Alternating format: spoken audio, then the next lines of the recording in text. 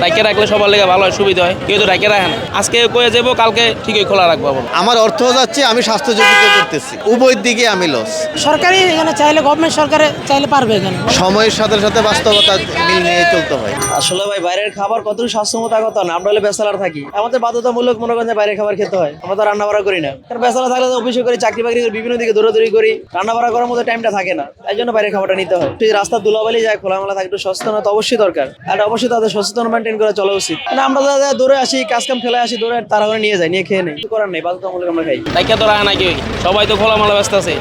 অস্বাস্থ্যকর খাবার সচেতন হওয়া দরকার, সবার বলে দিলে একটু সচেতন হয় মানুষ। ডাইকে রাখলে সবার লেগে ভালো হয়, সুবিধা হয়। কেউ তো ডাইকে রাখে না, আজকে কয়ে যাবো কালকে ঠিকই খোলা রাখবো।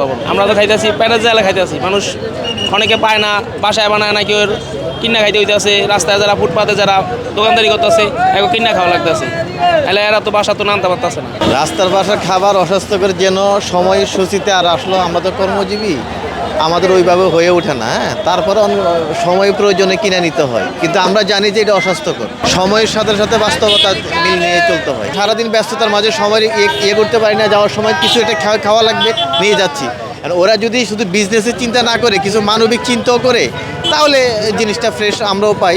আমার কত হলো ভালো জিনিস ইয়ে করে 2 টাকা বেশি নেব, কিন্তু ভালো জিনিসটা আমাদেরকে উপহার দেব, এটাই আমরা চাই। প্রোটোকল ইউজ করে যদি ইয়ে করে, তাহলে তার জন্য বেটার, আমার জন্য বেটার। আমার স্বাস্থ্য, আমার অর্থ যাচ্ছে, স্বাস্থ্য ভালো থাকতেছে। এখন জিনিসটা হচ্ছে কি, আমার অর্থ যাচ্ছে, আমি স্বাস্থ্য ঝুঁকিতে করতেছি, উভয় দিকে আমি লস।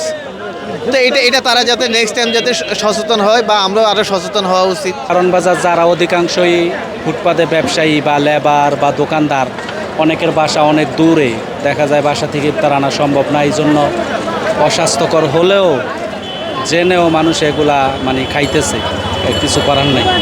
যারা দিনমজুর বা দোকানদার ফুটপাতে ব্যবসা করে, এদেরকে দেখা যায় অনেকে এখানে বেচলত থাকে, টাকা ইফতারি এভাবে বানানো সম্ভব না, এই জন্য এখান থেকে বাহিরে এগুলো অস্বাস্থ্যকর জানা সত্ত্বেও মানুষে খায়, কিছু করার নেই। জিনিসগুলা ডাইকা রাখা যাইতে পারে, এরপরে স্বাস্থ্যকর পরিবেশে তৈরি করা, এগুলা যদি ইচ্ছা করলে ওনারা ইয়া করতে পারে।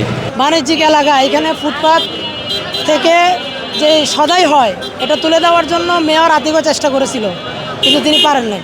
আমি নিজেও দেখেন এই যে কলা কিনতে আসছি, কিন্তু কলা ন্যায্য মূল্যে বিক্রি হচ্ছে না, কিন্তু এরপরও কিনতে হচ্ছে আমাকে।